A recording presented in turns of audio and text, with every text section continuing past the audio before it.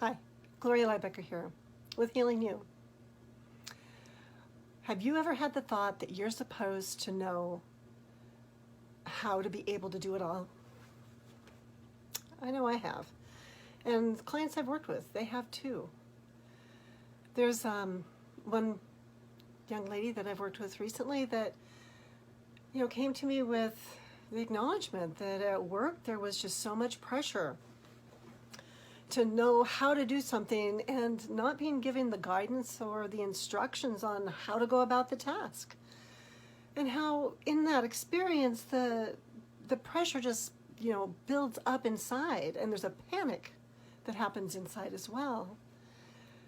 And when we get activated like that, it's our sympathetic nervous system, so the fight or flight can kick in, and we can get more easily triggered when that happens, and become more reactive and take things personally. Maybe we'll start to project on others that they're passive aggressive or predatorily aggressive towards us, and we can feel emotionally fragile and not dare to show that, especially at work. And so what we do is we just stuff it down, and we can put on a mask as if everything's totally okay. And then when we get alone, we can either rage or scream or cry in private. But it's in private because we have underlying beliefs about how we are supposed to show up and what we're supposed to be able to do. And it's all the shoulds and the haves and the supposed to that are running our life. And it's not serving us.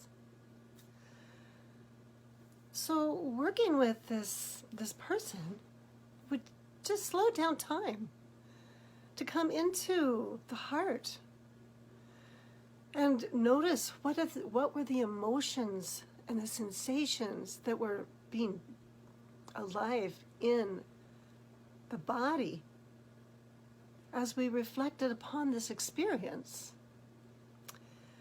And it started out with maybe a little bit of an impatience, and there was a panic.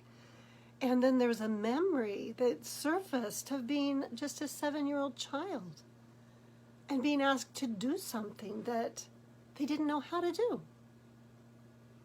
And when they said they didn't know how to do it, the big person in their life got really frustrated with them and said, well, just do it. And that's not really helpful for a 7-year-old child. So slowing that experience down even more is so important. To be able to really drop in and hear that child self say, I didn't know what to do. There was nowhere to turn. And so the belief, the shadow belief that was created is, I'm a problem. It's my fault. I'm just inadequate and I'm powerless. And I can't show how I feel or it'll make it worse. So just slowing down to be with that and acknowledging that on that path and how that mapped out in this person's life as they grew and matured is they would always try to find a direction. They would keep seeking, looking outside of themselves for an answer, but they wouldn't ask for help until they'd finally get to the point where they would just give up and they would shut down. And it's a learned helplessness. It's not something that happens on purpose. It's something that happens from the shadows. And so bringing in some warmth, some compassionate understanding with some resonant language to time travel to this child self. And to sit with her right where she is. Just maybe sprinkle some imaginary fairy dust and just put a big bubble around the big one and have them move off to the side. And any others that are there, just maybe like off of the Wizard of Oz, we can do puppies and have everybody fall asleep, so that it becomes a safe container to explore with the child self. And just taking time to be with her and to acknowledge, are you really needing some accompaniment? And just acknowledgement of what it feels like inside when there's that panic and there's nowhere to turn or no one to talk to. Oh, goodness, yes. The need for warmth and gentleness. And maybe even just sitting right there with the child so that she can feel that she's not alone. It's an experience that the body needs. And through this process of taking the time that's needed, the time that was never given to begin with, there's a whole new possibility that emerges. Then the child self learns that the more that they learn, the more that they will not know, and that's okay, because that's normal.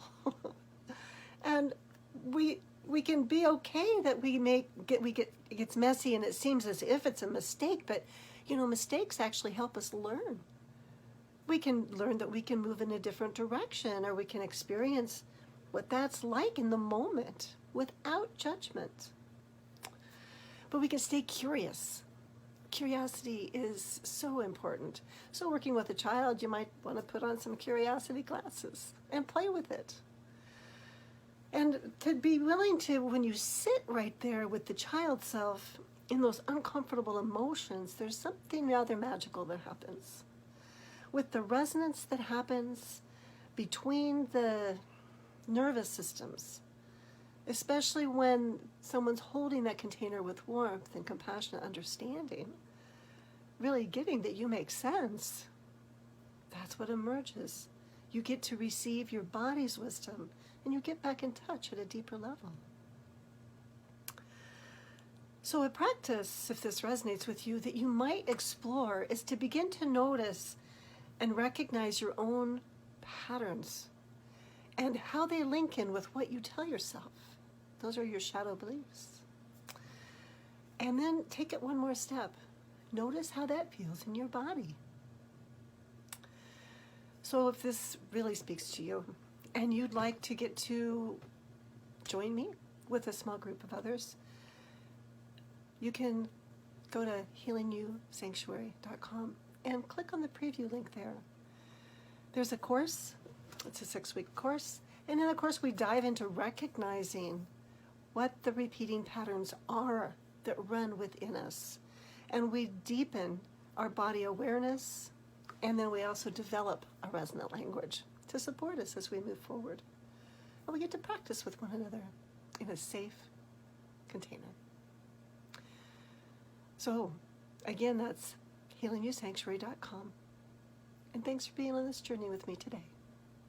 Healing you.